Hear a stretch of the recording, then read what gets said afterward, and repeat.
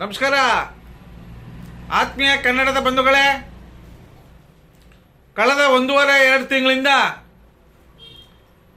Micro finance ಸಂಸ್ಥೆಯವರಿಂದ ಅವರ ಕೊಡ್ತಕ್ಕಂಥ ಕಿರುಕುಳದಿಂದ, ಅವರ ಮಾಡ್ತಿರ್ತಕ್ಕಂಥ ಫೋನ್ ಕರೆಗಳಿಂದ ಬೇಸತ್ತು ಗುಳ್ಳೆ ಹೋಗ್ತಾ ಇದ್ದಾರೆ. ಊರುಗಳೇ ಬಿಟ್ಟು ಸಂಸಾರ ಸಮೇತ ಎಲ್ಲ ದಿವಾಳಿ ಆಗ್ತಾ ಇದ್ದಾರೆ. ಮೈಕ್ರೋ ಫೈನಾನ್ಸ್ ಮುಖ್ಯಸ್ಥ ಯಾರು? ಮೈಕ್ರೋ ಫೈನಾನ್ಸ್ ಅಧಿಪತಿ ಯಾರು? ಮೈಕ್ರೋ ಫೈನಾನ್ಸ್ ಸರ್ವಾಧಿಕಾರಿ ಯಾರು?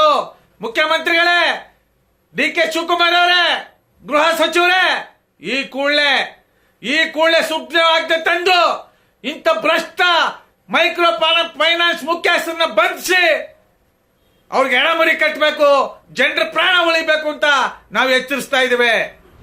ಗೃಹ ಮಂತ್ರಿಗಳೇ, ಮಾನ್ಯ ಸಿದ್ದರಾಮಯ್ಯನವರ ಮುಖ್ಯಮಂತ್ರಿಗಳೇ, ಉಪಮುಖ್ಯಮಂತ್ರಿಗಳಾದಂಥ ಡಿ.ಕೆ. ಶಿವಕುಮಾರ್ ಅವರೇ, ಕನಕಪುರದ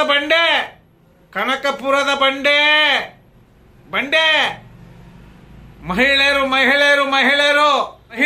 50% ಮೀಸಲಾತಿ, ಮಹಿಳೆಯರಿಗೆ ಹೆಚ್ಚಿನ ಆದ್ಯತೆ, ಕಾನೂನು ಸಲಹೆಗಳು,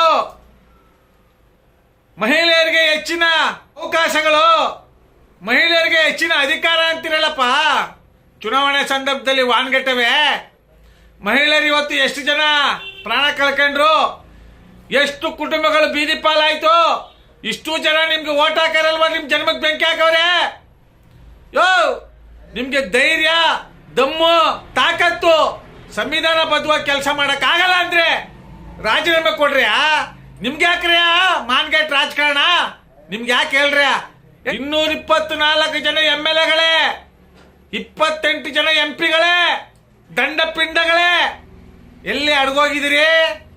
ನಿಮ್ ಸೊಲ್ಲು ನಿಂತು ಹೋಗಿದ್ಯಾ? ನಿಮ್ಗೆ ದಮ್ಮಿಲ್ವಾ? ತಾಕತ್ತಿಲ್ವಾ? ಧೈರ್ಯ ಇಲ್ವಾ? ನಿಮ್ಗೆ ಓಟ್ ಹಾಕಿ ಗದ್ಗೆಗೆ ಏರಿಸಿದಂತ ಮತದಾರ ಬಂಧುಗಳ ಮೇಲೆ ನಿಮ್ಗೆ ಒಲಿವಿಲ್ವಾ? ಚುನಾವಣೆ ಸಂದರ್ಭದಲ್ಲಿ ಅವ್ವ, ತಾಯಿ, ಅಮ್ಮ ಕಾಪಾಡುವ, ಏನೇ ಸಮಸ್ಯೆ ಬಂದ್ರು ನಿಮ್ ಕೈ ಹಿಡಿತೀನಿ ಕಣವ, ಲೋನ್ ಕೊಡಿಸ್ತೀನಿ ಕಣವ, ಮನೆ ಕಟ್ಸ್ತೀನಿ ಕಣವ, ರೋಡ್ ಮಾಡಿಸ್ತೀನಿ ಕಣವ, ಸ್ಕೂಲ್ ಕನ್ನಡ ಶಾಲೆಗಳ ಅಭಿವೃದ್ಧಿ ಪಡಿಸ್ತೀನಿ ಕಣವ, ಸರ್ಕಾರಿ ಆಸ್ಪತ್ರೆಗಳ ಅಭಿವೃದ್ಧಿ ಪಡಿಸ್ತೀನಿ ಕಣವ. ಒಪ್ಕೊಂಡು ನಿಮ್ ಜನ್ಮಕ್ಕೆ ಬೆಂಕಿ ಹಾಕೋರೆ. ಮಾನ ಮರೀತಿದ್ದೇನ್ರಿ ನಿಮ್ಗೆ ಯಾರಿಗಾದ್ರು? 224 ಜನ MLAಗಳು ಕತ್ತೆ ಕಾಯ್ತಾ ಇದ್ದೀರಾ? ಎತ್ರೆ ಬಂಡ್ರಿ, ಬೀದಿಗಳಿರ ಜನ ಸಾಯ್ತಾವ್ರಲ್ರ ನಿಮ್ಗೆ ಓಟ್ ಹಾಕಿರೋ ಜನ.